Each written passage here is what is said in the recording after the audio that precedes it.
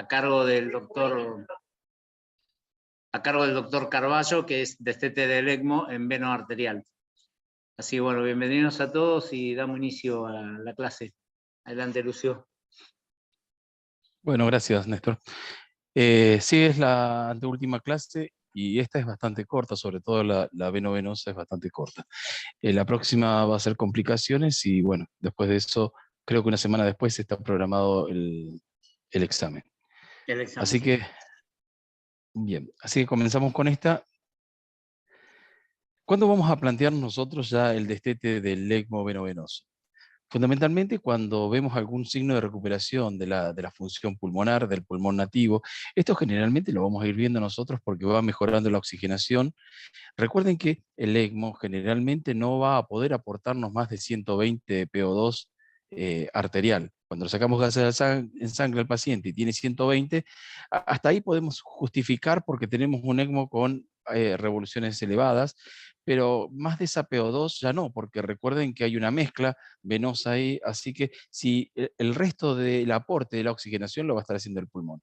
Entonces, si teníamos un paciente que venía con una PO2 de 80 y 3 o 4 días después ya tiene 140, estamos empezando a evaluar la posibilidad de que mi paciente está recuperando función pulmonar. Una posibilidad para esto también es hacer un test con FIO2 al 100%, le ponen la fracción inspirada al respirador del 100%, y lo que vamos a tratar de evaluar después es cómo está la oxigenación en la arteria de nuestro paciente, que lo lógico es que con esto hayamos alcanzado entre 180 o 200 milímetros de mercurio, de los cuales por lo menos 110 de estos seguramente están aportados por la función pulmonar nativa. La otra cosa a evaluar es la mecánica pulmonar. Generalmente los pacientes distresados llegan con una distensibilidad disminuida, así que lógicamente si empieza a mejorar la distensibilidad de estos pacientes, también es un indicio de mejoría funcional del pulmón. Y la otra son las imágenes, que si bien no son tan fidedignas, pero por lo menos también nos va a aportar un dato más de que está mejorando el paciente. Lo que sí es importante es que cuando vayamos a plantear el destete del ECMO, el paciente no esté con infecciones activas, o que por lo menos no estén sin tratar. Y la otra es el estatus cardiovascular que sea adecuado, porque lógicamente si tenemos un paciente con una arritmia maligna o con hipotensión o hipertensión de difícil manejo, no es el momento para intentar el winning del ECMO. Lo que vamos a hacer entonces es una reducción gradual del soporte extracorpóreo, y lo que vamos a intentar es de a poco, desde que el soporte extracorpóreo sea máximo, ir bajando el flujo del soporte extracorpóreo, y a su vez le vamos permitiendo a nuestro paciente aumentar su ventilación minuto, ya sea aumentándole el VT o permitiéndole frecuencias más elevadas, o ambas. Esta reducción gradual la vamos a poder ir evaluando. Por ejemplo, este es un caso de un paciente desvinculado exitosamente. Como ustedes ven, aproximadamente al día 4, el paciente se lo pasa de ventilación controlada a ventilación asistida, y en ese momento lo que se evalúa también es que el shunt empieza a disminuir y a su vez la compliance empieza a aumentar. Entonces, este paciente se le permite aumentar un poco el volumen tidal en ese momento. Lógicamente, cuando uno lo empieza a sacar, a bajar el flujo, como se ve acá, de la bomba y el gas de barrido, lo que va a ocurrir es que nuestro paciente va a aumentar la frecuencia respiratoria. Pero tiene que mantener el mismo consumo de oxígeno, y esto que sea principalmente a expensa de la función pulmonar. Ahora bien, ¿cómo vamos a hacer esto del destete del ECMO?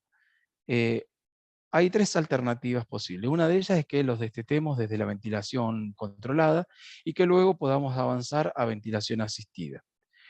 La otra posibilidad es iniciar ventilación asistida en ECMO y luego destetarlo directamente del ECMO y que quede con ventilación asistida. Esta es la que nosotros más utilizamos. Y la otra posibilidad es destetar de la ventilación mecánica primero y después del ECMO. Esto es más frecuente de hacer cuando la causa que lo llevó al ECMO es la hipercapnia y no la hipoxemia.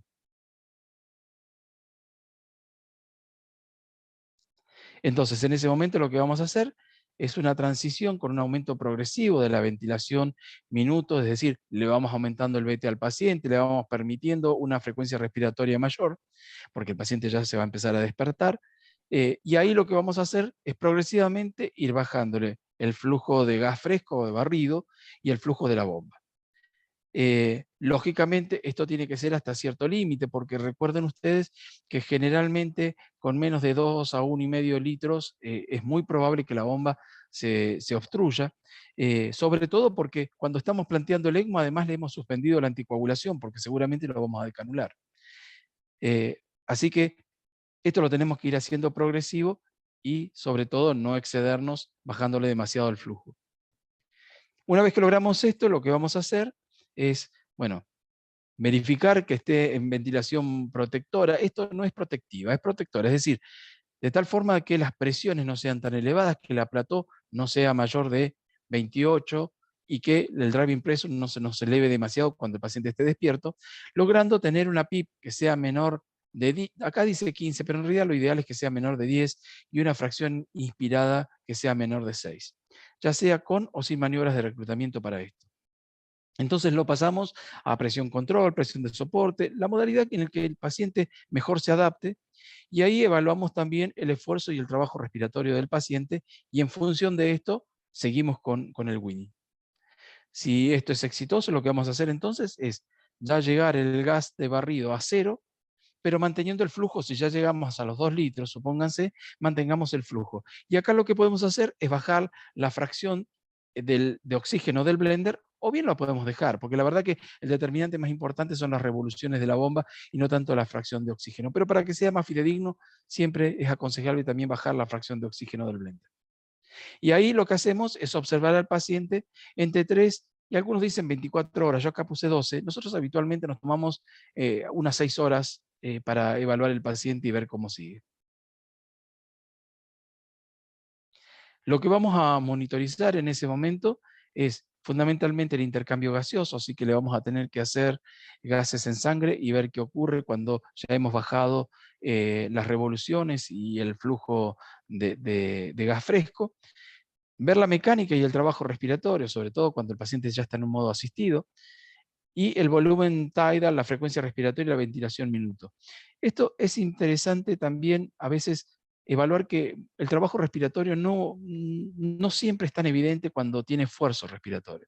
Entonces, después de algunas horas de estar con un flujo muy bajo y con un gas de barrido al mínimo, lo que se puede hacer también es tomar una muestra premembrana. Lo que van a estar evaluando ahí es lo que ocurre en la vena cava inferior sin la oxigenación, en definitiva. Entonces, si la saturación venosa se mantiene aproximadamente entre 60 y 65, recuerden que la vena cava inferior siempre es más baja que la vena cava superior, o una PO2 entre 30 o 35, debería estar indicando de que nuestro paciente no está extrayendo tanto oxígeno y que no está teniendo un trabajo respiratorio que no estamos pudiendo evaluar en ese momento visualmente al menos.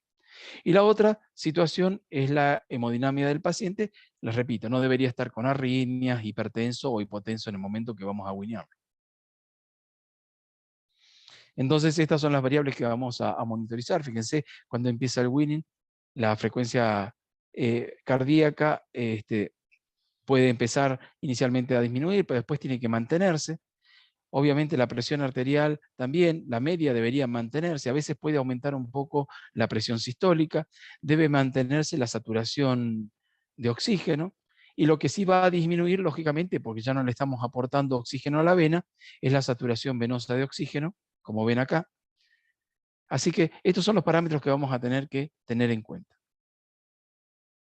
En el momento en que ya hemos logrado la desvinculación del ECMO, tenemos que decidir qué vamos a hacer con las cánulas.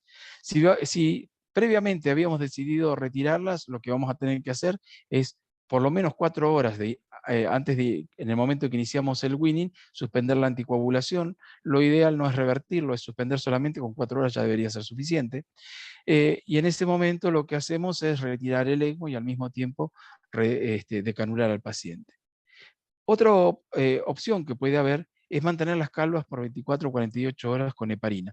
Esto se da sobre todo cuando uno no está tan convencido de que el paciente vaya a andar bien. Esto sobre todo cuando el paciente es desvinculado más que nada del ECMO venoarterial, pero también se puede tomar como consideración en el veno venoso.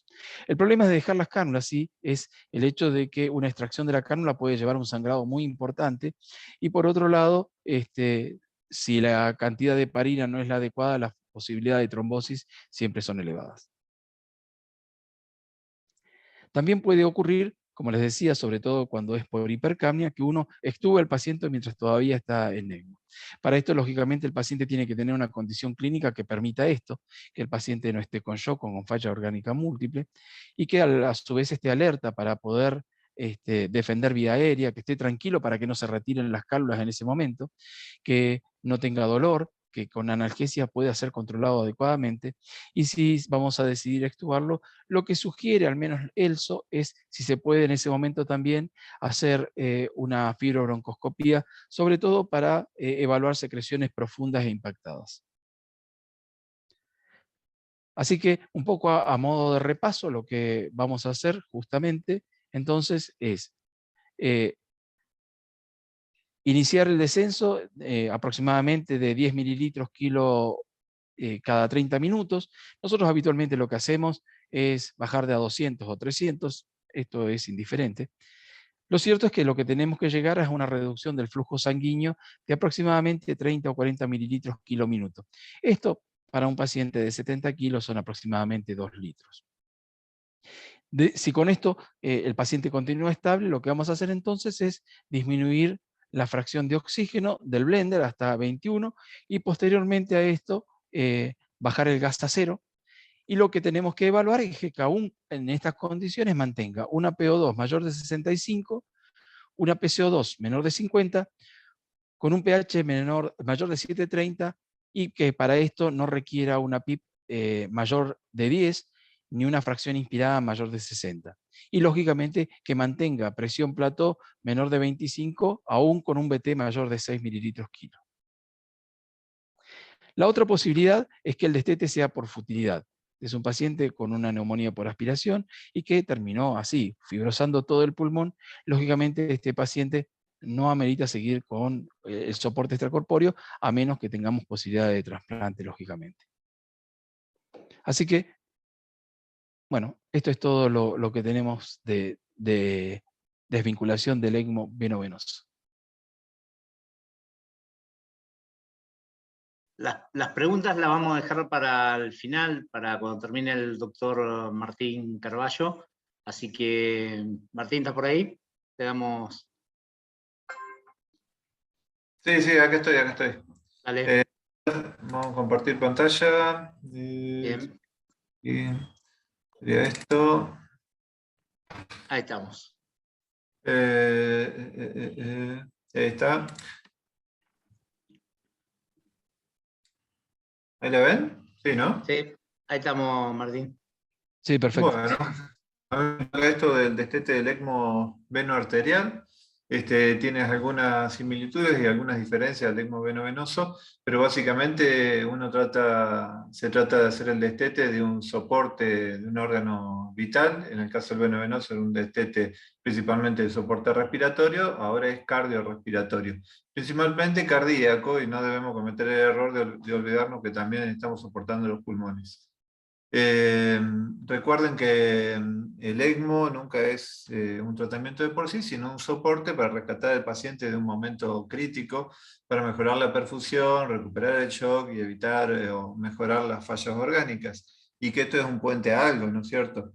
Eso lo habíamos visto en la clase pasada, principalmente puede ser puente a la recuperación, que es lo que queremos la mayoría de las veces, pero otras opciones son el trasplante cardíaco, la asistencia circulatoria mecánica de larga duración, que eso último no está disponible en nuestro país, y cuando el paciente está muy crítico y principalmente con fallas multiorgánicas o deterioro neurológico, o fue colocado prácticamente en una situación de shock cardiogénico muy avanzado, tipo SCAI puede ser puente a la decisión, digamos. Así que, pero en general y en el mundo la principal indicación es como puente a la recuperación miocárdica.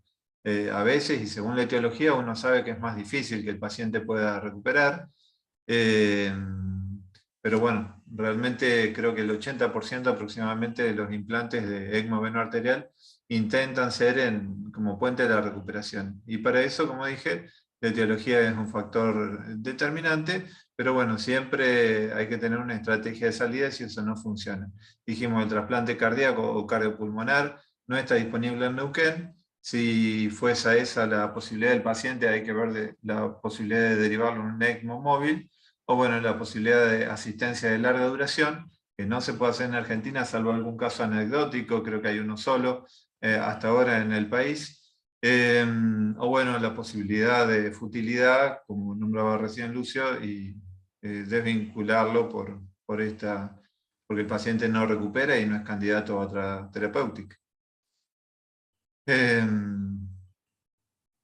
Bien, pero el trasplante en estos pacientes no es tan buena idea. Me refiero a la sobrevida, según un registro español publicado recientemente, la sobrevida media del trasplante es de 12 años. El 50% de los pacientes trasplantados del corazón, solamente de trasplante cardíaco ortotópico, es de son 12 años. Pero hay un exceso de mortalidad inicial, obviamente relacionado con la falla primaria del injerto y complicaciones posquirúrgicas inmediatas. Y esta mortalidad inicial es obviamente más alta si el paciente llega peor al trasplante. Tiene un trasplante en situación electiva, que en general son pacientes que están esperando en su domicilio, si bien tienen insuficiencia cardíaca avanzada, pueden esperar en su domicilio, tienen un Intermax 4 o 5, bueno, eso tiene mejores resultados. Y si el paciente está en urgencia, cuanto peor está el paciente, bueno, peor es la evolución en el posquirúrgico inmediato del trasplante cardíaco. Y esto es importante no solo para el paciente, sino para la distribución de órganos. Porque si el paciente va a tener un 50% de mortalidad, quizás yo prefiera darle ese órgano a alguien que tiene una posibilidad mucho mayor de sobrevivir. Y esto los centros que hacen trasplante lo manejan mucho y lo toman muy en cuenta. Y no les gusta trasplantar pacientes en situación crítica. Así que si el paciente está en Intermax 1, que sería el shock cardiogénico que quema y que está preparo, la mortalidad es altísima y es cercana al 50%. Si es en Intermax 2, que es el shock que se va quemando y avanzando y deteriorando etapas rápidamente, también sigue siendo alta. Y si está asistido el paciente, recuperado del shock y asistido con algún dispositivo de asistencia ventricular, eso mejora, sobre todo tiende a ser, la verdad, parecida a la mortalidad del paciente que está un poco más estable, pero con algunos dispositivos de asistencia ventricular de tipo Berlin-Hart o HeartMate, que son exclusivamente dispositivos de asistencia izquierda y no tienen función de membrana, de circulación de membrana, digamos, de intercambio gaseoso, y no son bypass cardiopulmonar completo. En el caso del ECMO es el que peor resultados tiene. Probablemente son pacientes que han estado peor, que por eso requirieron el ECMO y que están seguramente más inflamados y con más fallas orgánicas. Pero el paciente que se trasplanta en ECMO tiene peores resultados que con otras asistencias ventriculares. Y en este otro registro muestra lo que es la mortalidad intrahospitalaria. Aproximadamente todos los pacientes trasplantados, el primer mes, el 15% de mortalidad. Después ya dije que viven hasta los 12 años término medio. Ahora, si tenían una asistencia ventricular, y bueno, en general la mortalidad intrahospitalaria es del 26%, pero con un dispositivo izquierdo era del 12%, con un dispositivo biventricular es del 26%, y con un ECMO es del 33%. Así que no es una buena idea trasplantar en un paciente en ECMO. Yo creo que los centros que hacen trasplante lo piensan 2 veces antes de indicarlo. Si ellos tienen el paciente internado ahí, quizás se sientan obligados a hacerlo, pero si lo tienen que venir a buscar, no les gusta mucho, no les atrae. Obviamente si el paciente lo merece, es joven y bueno, si tiene una fuerte indicación, se pelea, pero no es la situación ideal. Entonces, lo que hay que hacer es llegar al winning, que se recupere porque las otras alternativas no son tan buenas o no se pueden hacer. ¿Y cómo llegar al winning? Bueno, principalmente depende del candidato. Dijimos que hay algunas situaciones que, principalmente según la causa que lo llevó a esta situación, hay algunas situaciones que no son recuperables y que hacen difícil que pueda llegar al winning. Después, bueno, es importante. ¿Cómo? ¿Se escucha? Bien. Lo otro es recuperar el shock, mejorar la función cardíaca y, bueno, fundamental, evitar las complicaciones relacionadas con la asistencia.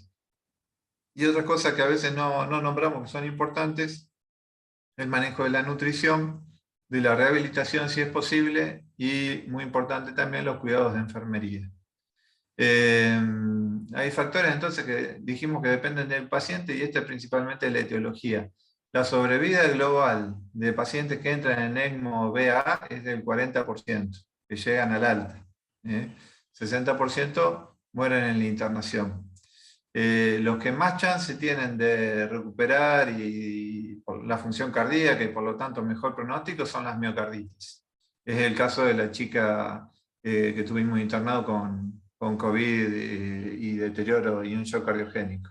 El otro que también anda bastante bien es el TEP con falla de ventrículo derecho y finalmente la falla primaria del injerto luego de un trasplante cardíaco. Eso con optimización de lo que es la inmunosupresión suele mejorar también. Entonces, en esos tres casos hay una recuperación notable de la función y hasta el 80% en algunas series andan bien, digamos. No tan bueno es el caso del infarto, porque es tejido que se muere y que no se recupera, pero si llegó a un tratamiento de reperfusión precozmente, es posible que uno pueda rescatar bastante miocardio y que ese paciente pueda recuperarse. Así que depende mucho del tiempo total de isquemia y de si se pudo o no revascularizar con éxito. Pero ya no es tan bueno como el caso, por ejemplo, de una miocarditis, la posibilidad de recuperación. Y el que tiene peor pronóstico es el ECMO en paro, más si es paro extrahospitalario, eso no existe en Argentina todavía, pero de por sí el ECMO en paro tiene una sobrevida del 8 al 30% en los mejores centros. Los scores a veces ayudan y a veces no, es un dato más, pero sirve para saber qué chance tiene el paciente de salir de ECMO alguna vez. Y nosotros usamos principalmente el SAVE. Y bueno, los marcadores de mal pronóstico son la edad, sobre todo si son ancianos, el sexo femenino y que tengan BMI muy alto o muy bajo. Y finalmente parámetros o marcadores de severidad de la enfermedad al momento del implante. Si el paciente está muy chocado, muy enfermo, tiene menos chance. Con un láctico elevado, disfunción renal, hepática, el sistema nervioso central, o bueno, una RM de mayor duración o coagulopatía. Lo otro que hay que hacer, más allá del candidato, y una vez implantado el ECMO, lo que hay que hacer es recuperar el shock, y esto más que con la causa tiene que ver con el tiempo en que se asistió y se colocó, lo que se llama tiempo a la asistencia o tiempo a la descarga. Si fue muy tardío y si lo estamos asistiendo muy tardíamente, el paciente va a tener más fallas orgánicas y va a ser más difícil de recuperar, va a tener más CIS, más falla o disfunción microvascular y metabólica y obviamente más mortalidad. Hay que ver si sale de toda esa situación, digamos. Entonces, bueno, le decía, y lo otro es evitar complicaciones, ¿no? Y para esto, fundamental, el manejo adecuado de la anticoagulación, eso hablaba Lucio hace un par de semanas, para evitar complicaciones hemorrágicas y trombóticas. Y bueno, en el caso del ECMO BA, utilizar siempre cánula de perfusión distal, eso disminuye muchísimo la posibilidad de isquemia del miembro inferior, pero bueno, no la evita, así que es una cosa que hay que vigilar de todas maneras. Nos pasó en el último paciente que se tapó la cánula femoral, bueno, se pudo destapar, pero en el momento generó preocupación de que no fuera a ser un evento isquémico del miembro inferior.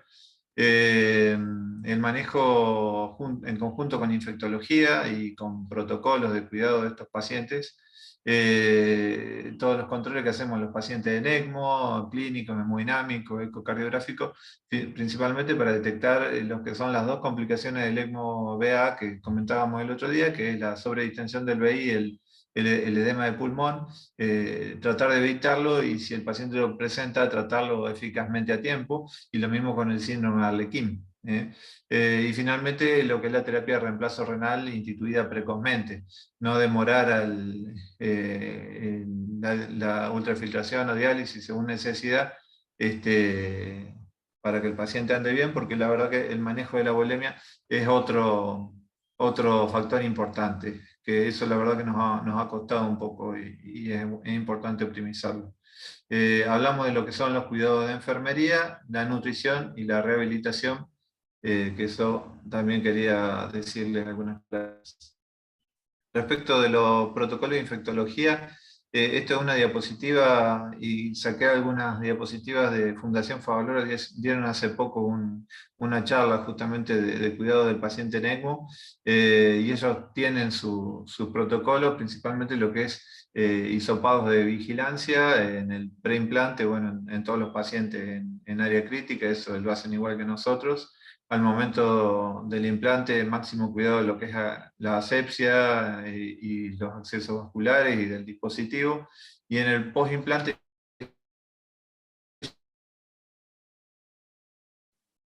Se cortó, Martín. Ahí está. No, tenés problema de conexión, Martín. Es lo... La cámara, Martín, que mejora la conexión. Se escuchó entrecortado, Martín, ¿me escuchás?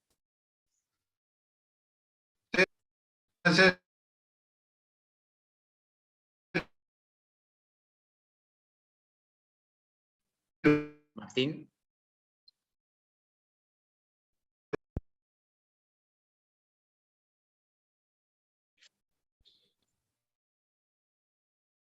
Martín, ¿me escuchás?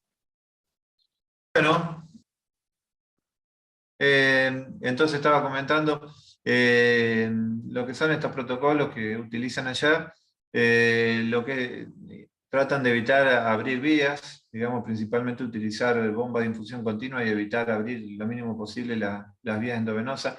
En el mismo sentido, utilizan poco SWAM, por lo menos con el paciente en ECMO no se suele hacer. Desinfección diaria del sitio de las cánulas, eso es cuidado de enfermería, y con personal exclusivo para cada paciente. Y lo otro que hacen son cultivos de vigilancia cada 72 o 96 horas. Eso último me llamó la atención cuando lo vi. Bueno, hablábamos de la diálisis o ultrafiltración precoz en el paciente en general. En las primeras horas de asistencia puede ser que evolucione con oliguria y otros criterios de diálisis, y bueno, no esperar demasiado en la indicación, y aquí están en esta diapo las principales indicaciones, y bueno, la posibilidad de utilizar cartuchos de absorción también mencionan ellos. La atención de enfermería, bueno, principalmente, ustedes saben, el cuidado de las cánulas y la inspección de las cánulas y las membranas para detectar sitios de trombosis, el cuidado en la movilización y en la higiene del mismo dispositivo, el cuidado general de cualquier paciente crítico, el cuidado de las lesiones por decúbito, etc. Pero muy importante también el entrenamiento que están haciendo a través de este curso muchos de ustedes, importante, bueno, que pueda haber disponibilidad de un enfermero exclusivo para cuidar de estos pacientes, ¿no? El abordaje también incluye la nutrición, la cual debería ser precoz. Principalmente no hay mucha evidencia, pero se aboga por nutrición enteral precoz si es posible, si es que el paciente no estuviese muy chocado, y si no lo tolera, bueno, precozmente también la nutrición parenteral. Y estos son solo algunos temas que quise tocar rápidamente. Como digo, son todas estas diapos las saqué de Fundación Favaloro, es lo que ellos hacen. Y finalmente, muy importante, ellos tratan de hacer ECMO despierto. Si el paciente se puede, tratan de guiñarlo del respirador y despertarlo y empezar la rehabilitación. Esto es especialmente importante si el paciente es puente a trasplante y depende del lugar donde tiene implantado las cánulas. Pero de cualquier manera se ha demostrado que la posibilidad de rehabilitar al paciente en ECMO, aunque sea con tipo unos pedales que vienen, fijos, no sé cómo se llama, y movilización precoz dentro de lo posible y dentro de la limitación, eso se ha visto que ayuda mucho. Pero bueno, finalmente entonces, ¿cómo hacer? Tratar de tener en cuenta todas esas cosas que comenté y de esta manera tratar de llegar al winning. En el caso del soporte con ECMO, es el paciente que no requiere ECMO durante los 30 días siguientes a la decanulación. Son 30 días, esa es la definición de winning exitoso. Cosa que uno piensa que es sacarle las cánulas y que el paciente esté unos días estable, pero la definición estricta son 30 días en que el paciente se mantenga estable luego de la decanulación. Y para lograr esto, el paciente debe haber tenido una suficiente recuperación de la función miocárdica, debe estar hemodinámicamente estable, debe recuperar los órganos afectados por el shock. Obviamente debemos haber evitado las complicaciones y elegir el momento justo, elegir la ventana de oportunidad. O sea, puede ser que haya un momento en el cual sea el óptimo para avanzar el winning, y si no lo aprovechamos, puede ser que después el paciente desmejore o tenga alguna complicación propia de la asistencia. Así que uno trata de que el ECMO esté colocado en el menor tiempo posible, ¿no? Y los predictores de winning exitoso, o de que esto, bueno, eso que le estoy diciendo es la etiología, principalmente dijimos, tiene más chance de recuperarse la miocarditis y falla primaria del injerto. Parámetros hemodinámicos, principalmente el que el paciente mantenga flujo pulsátil y una TAN aceptable en las primeras horas tras la canulación, significa que no es un shock tan profundo. A veces el paciente tiene un flujo directamente, una TAM no pulsátil, que es lineal, y eso marca que la función ventricular está severamente deprimida. Es muy importante esto, que no sea realmente tan grave la situación hemodinámica, marca mayor posibilidad, obviamente. Lo mismo que tenga un washout rápido del ácido láctico en las primeras horas tras el implante del ECMO. Parámetros ecocardiográficos que medimos al momento del winning, que tenga valores más o menos aceptables del BTI del tracto de salida del VI, de la FEI, que recupere medianamente un 20 o un 25% de FEI, y la onda S también del anillo mitral mayor a 6 es ideal. Y parámetros del ventrículo derecho, porque es el ventrículo olvidado, pero también es un problema en estos pacientes. El TAPSE demostró que no es útil, y sí se puede medir la FEI del ventrículo derecho, pero solamente por eco 3D, así que eso se utiliza poco. Obviamente que el paciente requiera bajo soporte inotrópico. En general los biomarcadores, ProBNP, troponina, etcétera, no son de utilidad, pero sí esto que yo les nombraba, que el paciente haya hecho un rápido washout del ácido láctico, o sea que esté bien asistido y resuelva rápidamente el shock. Y en paciente que se colocó ECMO en paro, lo que predice que pueden llegar a salir es que sean jóvenes, que el ritmo inicial no sea sistolia, que haya sido un paro presenciado y que tenga pronta recuperación de la TA tras la asistencia. Así que requisito básico para avanzar al winning es que el paciente esté recuperado del shock. No lo vamos a intentar antes de las 48 horas del inicio de la asistencia, porque hay que darle tiempo a que se recupere. Tienen que revertir lo que son las fallas multiorgánicas, el CIRS, el trastorno metabólico y las fallas orgánicas. Principalmente es importante que recupere un poco, mejore la falla hepática, y si uno avanza antes de que esto suceda, está descrito que el pronóstico es malo. Lo mismo ocurre con lo que es la falla respiratoria y la sobrecarga hídrica que pueden tener los pacientes, estos pacientes. Muchas veces tenemos algún problema con las cánulas venosas y cuesta que mantenga un buen flujo de ECMO, y uno lo expande al paciente y es bastante frecuente que pueda sobrecargarse. Así que bueno, hay que ver que no tengan edema pulmonar. Muchas veces el edema pulmonar pasa incluso desapercibido, se ve solo en la radiografía porque uno no detecta hipoxemia al estar asistidos. Así que el paciente para avanzar al winning debe estar sin edema pulmonar y con una PAFI aceptable, con una FiO2 baja del ECMO, ¿no? Y la recuperación de la función renal no la podemos esperar porque a veces puede demorar hasta un mes. Hace poco un paciente se fue de alta dializando y a la semana ya no lo necesitaba, así que obviamente eso no hay que esperarlo. Y obviamente el paciente no solo mejorar todo eso, sino que debe estar hemodinámicamente estable al menos 24 horas previa al intento de weaning. Y tratamos de que mantenga una TAM aceptable, mayor a 60 o 65, y esto a expensa de bajas drogas o sin drogas activas, que tenga onda pulsátil y que haya recuperado los disturbios metabólicos. Entonces, como decíamos inicialmente, como con cualquier asistencia, uno lo que hace es disminuir progresivamente el grado de asistencia y evaluar la tolerancia del paciente. Un paciente que está en ERM, para desvincularlo, inicialmente disminuir de modo volumen control, uno lo pasa a presión control, a presión soporte, le baja la FIO. Bueno, lo mismo ocurre con esta asistencia, ¿no? Progresivamente se va disminuyendo el grado de asistencia y se ve si el paciente lo va a tolerar. Así que en el ECMO-VA lo que nosotros le estamos dando es un soporte circulatorio, y el flujo que le programamos del ECMO es la dosis de la asistencia que tiene el paciente, y es lo que vamos a tratar de bajar, el flujo del ECMO principalmente. Cuando bajamos el flujo hay que tener cuidado porque aumenta la chance de que haga trombosis. Entonces, en lo posible tiene que tener un buen rango de anticoagulación, estar en rango terapéutico, digamos. Y lo que hacemos cuando baja el flujo es aumentarle la precarga, porque disminuye la succión sobre las cavidades derechas, y disminuye la poscarga. Y esto, bueno, genera toda una situación hemodinámica distinta y un estrés para el ventrículo izquierdo que hay que ver si lo tolera, digamos. Incluso algunos algoritmos para destete indican estrés con volumen o estrés con inotrópicos, para ver si tolera eso el corazón. Nosotros no lo hacemos habitualmente de esa forma, pero el descenso del ECMO, y en realidad es lo que más se hace.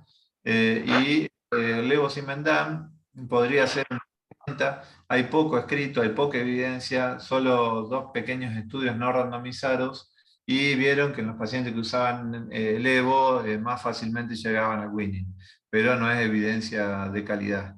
Pero bueno, es algo que se puede tener en cuenta y que hemos usado. Finalmente, entonces, mientras se hace este destete y este descenso progresivo del grado de asistencia, uno tiene que ir controlando parámetros clínicos, hemodinámicos, metabólicos, y de función ventricular y ecográfica, ¿no? ¿Y cómo lo hacemos? Principalmente usamos el eco transtorácico. Hay algunos algoritmos que se guían por ETE o ETE hemodinámico. Incluso en América o Europa, los pacientes críticos muchas veces tienen directamente colocado continuamente la sonda de eco transesofágico. Obviamente es un monitoreo caro, pero realizan eso en algunos lugares del primer mundo.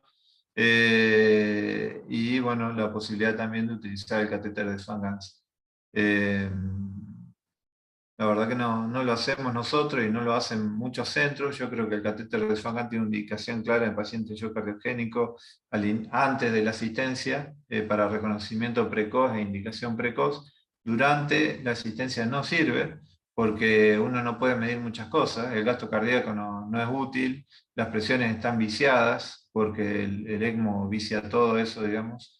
No es muy fidedigno. Podrían servir si la wedge, las presiones de lleno en un paciente que se congestiona en ECMO. Y sí, para el destete, al momento de bajar la asistencia, podríamos usarlo, digamos. Al momento de uno tiene un flujo, 1 litro, 1,5 litros, ahí podría tener algún valor, y hay algunos lugares donde utilizan el SWAN en su protocolo de destete. Así que los protocolos publicados son muchos, son varios, y la verdad que no hay consenso, y cada institución según su experiencia va desarrollando su propio protocolo. Acá el protocolo de Asawi es prácticamente uno de los primeros, más sencillos, y está bueno. Se basa en un artículo viejo, pero es del que salen todas las indicaciones de lo que les comentaba del BTI, del Doppler tisular. Básicamente es uno de los mejores. Después el de Kevler utiliza el Swan-Ganz, El protocolo de Caraboche utiliza el eco transesofágico hemodinámico, y después hay un protocolo de Link que sale del ECMO pediátrico, que ellos permiten incluso el flujo retrógrado, o sea, van disminuyendo el flujo hasta que se hace retrógrada y evalúan, bueno, la respuesta hemodinámica. Pero no es lo más usado. Este algoritmo a mí me gustó. El paciente entonces que ha resuelto, que ha mejorado su condición inicial, que lo llevó a la indicación del ECMO y que ha resuelto otros problemas. Y acá le prestan especial atención a lo que es la volemia, el estado de la volemia, los pulmones, el estatus neurológico. Bueno, en ello se evalúa la función miocárdica bajo soporte completo, y se evalúa principalmente parámetros hemodinámicos y ecocardiográficos, a tener en cuenta que son del eco, la función del BI y del BD, la apertura de la válvula aórtica y el BTI del tracto de salida del BI, que idealmente tiene que ser más de 10, pero mejor si es más de 15, y el Doppler tisular, la onda S del anillo mitral lateral. Y de parámetros hemodinámicos, y ahí evaluamos la presión sistólica, la onda de pulso, la TAM, la PVC, frecuencia cardíaca, dosis de vasoactivos, etc. Si todo esto es más o menos favorable, uno puede avanzar con lo que es disminuir el soporte de la asistencia, y según este protocolo lo van bajando de 0,5 a 1 litro por minuto, y se vuelve a evaluar eso mismo. Si es favorable se continúa hasta un flujo mínimo, y finalmente, bueno, se llega a la decanulación. Si en algún momento todo esto no es favorable, se vuelve a la asistencia máxima plena, y se reevalúa más adelante, ¿no? Y siempre la posibilidad de que el paciente progrese a una asistencia circulatoria mecánica de destino o de larga duración, al trasplante cardíaco o al abandono de la asistencia por, ¿cómo se dice? Porque no, futilidad, digamos. Y acá lo que yo no encontré en ningún protocolo, esto que nombraba hoy Lucio, de dejar las cánulas clampeadas. Prácticamente siempre se decanula al paciente si es que está indicado, y si no se puede decanular, se continúa la asistencia, pero retirar el ECMO y dejar las cánulas clampeadas no se utiliza, por lo menos en ECMO BA, no lo he visto eso. Y sí, lo que recomiendan es que una vez después que decanulamos al paciente hay que estar atento por si el paciente evoluciona mal y requiere recanulación, cosa que creo que acá en Argentina no es una posibilidad. Si el paciente anda mal, supongo que ya no tiene otra chance. Pero sí, en el primer mundo sugieren estar atentos a posibilidades de recanulación o de utilizar otros dispositivos. Así que siempre, bueno, la estrategia de salida, tener en cuenta que si no recupera puede ser los dispositivos de larga duración, el trasplante o, bueno, la futilidad y la muerte final del paciente. Este es el protocolo de la Universidad de Múnich. No los quiero aburrir, pero me pareció interesante. Y bueno, ¿cuál es la mejor estrategia para Winning? No hay una estrategia, les decía, no hay estudios randomizados, y cada centro, según su experiencia, va desarrollando sus algoritmos. No voy a decir que nosotros tenemos nuestro propio algoritmo, pero lo que más o menos hacemos es lo que coloco acá, que es recuperar, bueno, parámetros de perfusión y mejoría de las fallas orgánicas, y vamos evaluando diariamente la necesidad de mantener el soporte, tratando de mantenerlo lo mínimo posible, y según la recuperación de la función cardiorrespiratoria, es importante aprovechar la ventana de oportunidad. O sea, como dije, hacerlo ni bien se pueda. Las condiciones para hacer el trial de Winning es que tenga una adecuada TAM, flujo pulsátil, moderada baja dosis de vasoactivo y adecuada oxigenación. Y el protocolo, bueno, primero probamos la función cardíaca. ¿Cómo hacemos? Como dije, bajando el flujo del ECMO, y lo otro que hay que probar también es la función pulmonar, y esto lo hacemos principalmente bajando la FIO2. O las dos cosas. El flujo, lo que hacemos nosotros y lo que se recomendaba en el primer protocolo, que les decía que era el más sencillo y bueno, el primero es bajar el flujo del ECMO al 66% de la dosis que tiene, basal, digamos.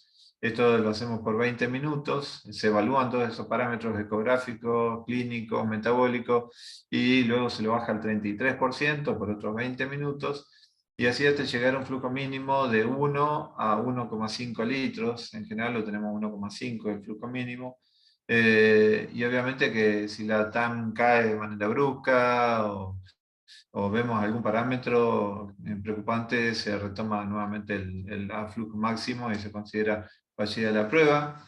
Los parámetros clínicos son parámetros de perfusión, si tiene livideces, si tiene caída de la TAM, si pierde la onda pulsátil, hay que evaluar también saturación venosa, que no caiga menos de 60, que no aumente el láctico, que no se ponga ácido, que no distienda el BI.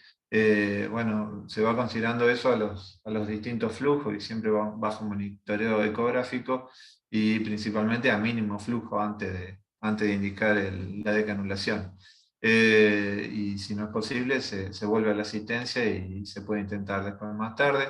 Y la evaluación de la función respiratoria, se puede hacer una prueba rápida de respuesta al oxígeno, donde uno puede aumentar rápidamente la FiO2 del respirador al 100% y debería subir rápidamente la saturación de oxígeno a más del 95%, y eso sería una prueba exitosa. Y otra es bajar la FiO2 del ECMO y ajustar la ventilometría, y el paciente debería mantener una presión de oxígeno más a 75, una PAFI mayor a 150, mejor si es mayor a 200, y todo esto con una FiO2 menor a 0,6 y una presión inspiratoria menor a 25. Pero bueno, siempre que hacemos esto lo probamos con una FiO2 del ECMO al 21, y si hay que mantener un flujo de gases, por lo menos mayor a 1 litro, porque si no estamos creando una fístula arteriovenosa que no es lo que queremos. Y para el explante, finalmente lo que se hace es cerrar la heparina en 4 horas previas y corregir otros trastornos coagulopáticos. Y una vez que se decide el explante, finalmente la prueba final se hace en el quirófano con las cánulas clampeadas, el paciente debe mantenerse estable, y bueno, y finalmente se llega al explante. Pero en realidad no hay que llegar al winning, sino que hay que llegar al alta. Hay todavía una dificultad que tiene que sortear el paciente, porque hay un porcentaje no despreciable de pacientes que se les puede retirar el ECMO, pero no llegan al alta. Y esto es muy variable según las distintas series. Nombran entre un 25 y un 65% de los pacientes guineados, mejor dicho, decanulados, porque ya vimos que guineado de un mes, pero digamos decanulados, no sobreviven finalmente al alta. Creo que 65% es mucho, pero podríamos decir que un cuarto de los pacientes, que eso sí lo vi en algunos papers, a pesar de estar decanulados, pueden no llegar al alta. Y el motivo de esto es porque quizás no recuperó suficientemente la función miocárdica, quizás tenga otras fallas orgánicas no resueltas, daño neurológico, infecciones y otras comorbilidades. Hay algunos predictores de esto, principalmente tienen que ver con, en el caso del shock cardiogénico, con la severidad y la falla multiorgánica que tuvo al momento del implante, y bueno, principalmente con un soporte en ECMO prolongado, otras fallas orgánicas, etc. Así que, bueno, un camino largo y sinuoso que hay que tratar de recorrer, y que depende mucho del trabajo en equipo coordinado y súper profesional. Mucho de la info la saqué de acá, un artículo publicado en el 2020 sobre winning y distintas maneras de hacerlo, y bueno, no mucho más de mi parte.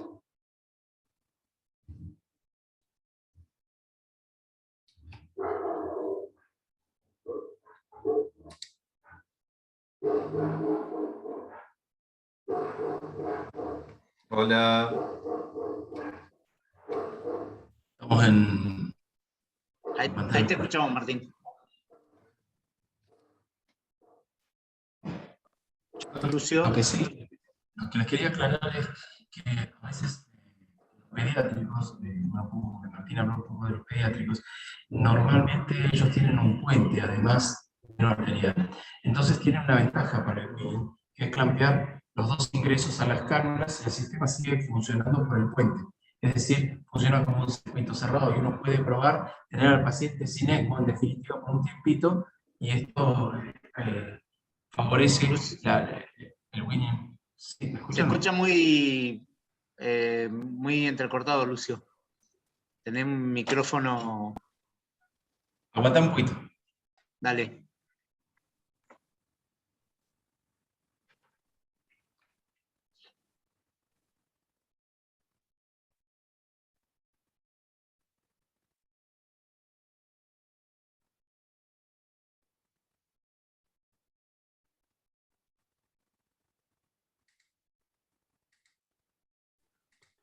A ver si ahora se escucha. Ahora se escucha mejor, Lucio.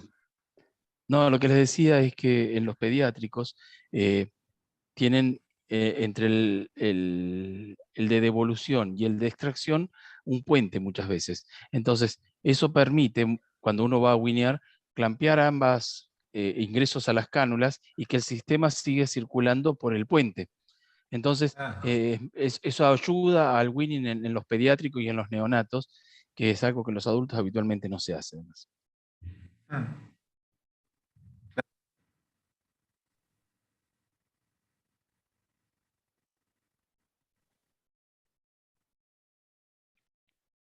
No sé si hay alguna pregunta. ¿Te puedo hacer una pregunta, Lucio? Sí, claro. Viste que usted habló sobre ventilación protectiva y protectora. Esa diferencia, ¿cómo era lo que había explicado vos? La ventilación protectiva son 6 mililitros kilo o menos. La ventilación protectora es evitar que las presiones en la vía aérea sean elevadas simplemente. O sea, lo que uno trata de hacer con la protectora es simplemente que el driving pressure no sea mayor de 15 y la plató no sea mayor de 28. Pero con volúmenes tidal que pueden ser de 7 o 8 mililitros kilos si fuesen necesarios. Bien. Entonces, todo eso sí, ¿no es cierto? Si los gases arteriales están en condiciones, ¿no es cierto? Claro, esa es una de las condiciones para iniciar el winning, digamos que la oxigenación sea adecuada, la oxigenación nativa del paciente sea adecuada. Bien. Bien. Gracias, Lucio. Por nada. Hola, yo les voy a hacer un comentario, por ahí también lo estuvimos viendo lo estuvimos remarcando con Martín. Es una diferencia del cultivo que se les hace por protocolo, como mostró Martín, cada 48 y 72 horas. Por ahí nosotros no adherimos eh, exactamente a esa metodología. Cultivamos hemocultivos cuando hay sospecha de infección en el paciente, nada más. No aplicamos cultivo rutinario cada 48 y 72 horas.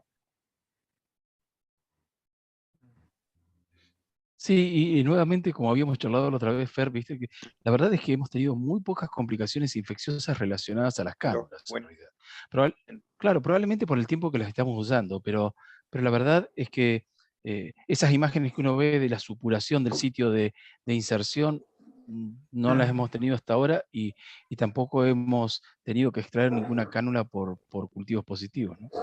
No, no hemos tenido, no, la verdad que por canulaciones infectadas, a lo sumo nuestras complicaciones han sido tardías y por neumonías asociadas a ventilación, como el resto de los pacientes, pero no por una infección directa asociada a las cánulas, no.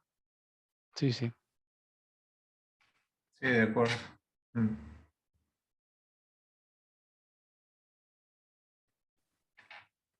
Se corta el audio ahí. ¿Alguna otra pregunta? Buenas tardes. Hola Alejandro, ¿cómo estás? Hola. Sí, Alejandro, ¿cómo Hola, estás? ¿cómo le va? Hola Bien, Alejandro, bien. buenas tardes. Excelente las presentaciones. Presente las presentaciones de los dos doctores. Le quería hacer una pregunta fundamentalmente al doctor Lucio.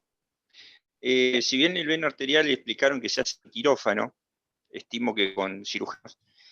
Las dos preguntas de la decanulación fundamentalmente es cómo se hace en el venoso.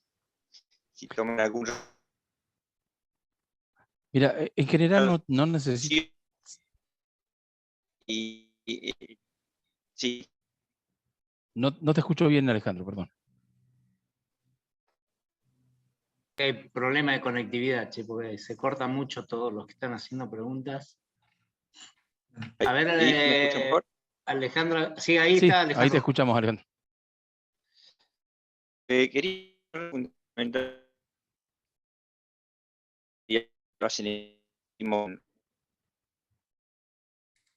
Se escucha entrecortado. Si querés escribir en el chat, reproducimos la pregunta. directa.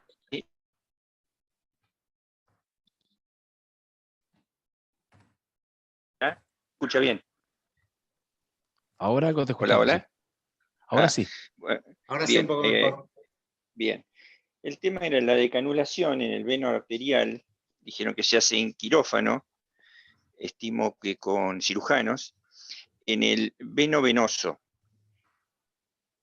¿Cómo es el tema? ¿Si es una compresión o se hace alguna maniobra quirúrgica?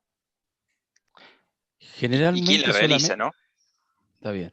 Mira, la decanulación la hace también el cirujano en la terapia, pero lo hacemos en la cama del paciente cuando es venovenoso, porque con la compresión suele ser suficiente. Lógicamente, si la cánula fue muy grande y el trayecto es muy grande, probablemente va a requerir también alguna sutura, pero digamos es de piel únicamente, a diferencia de la sutura vascular que tienen que hacer en la arteria.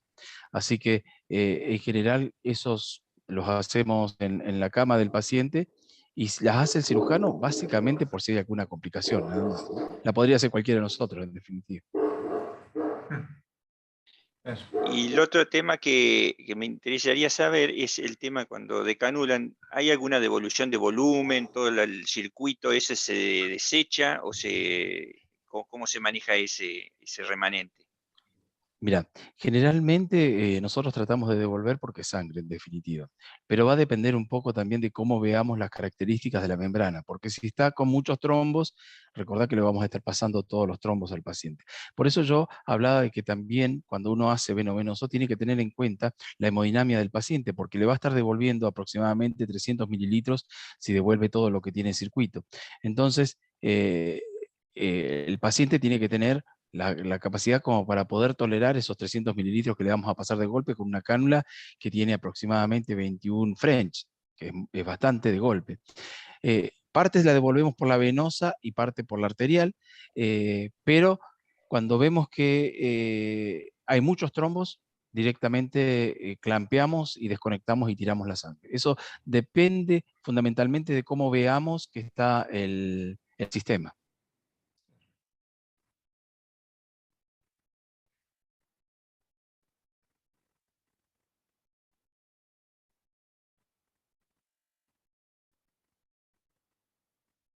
¿Se escuchó? Sí, Sí, yo escuché perfecto, sí. sí. Okay. ¿Alguna otra consulta o pregunta?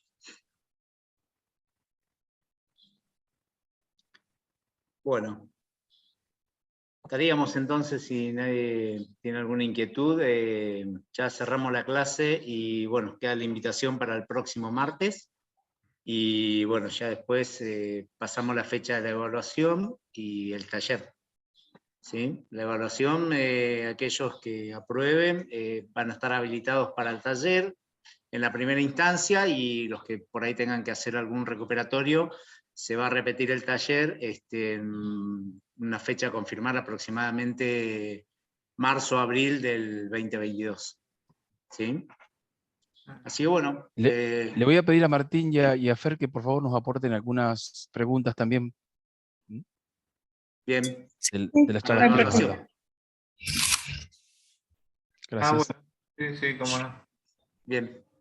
Bueno, muchísimas gracias por la participación a todos y estamos en contacto y bueno, próxima clase el martes siguiente. Gracias. Nos vemos. Nos vemos. Adiós. Adiós.